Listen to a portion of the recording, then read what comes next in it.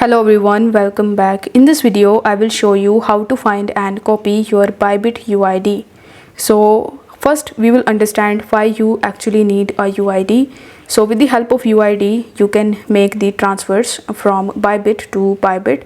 So basically, in order to transfer your cryptos to another Bybit user, you need to have their UID and you need to provide your UID to them.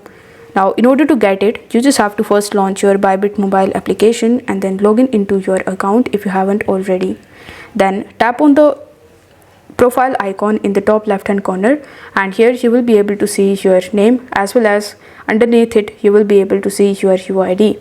Now right next to it you will be able to see a little copy button, so you just have to tap on it and it will show you that copied successfully, which simply means that you have successfully found and copied your Bybit UID. So I hope this video was helpful, and if it was, then don't forget to like this video and subscribe to the channel. Thank you so much for watching.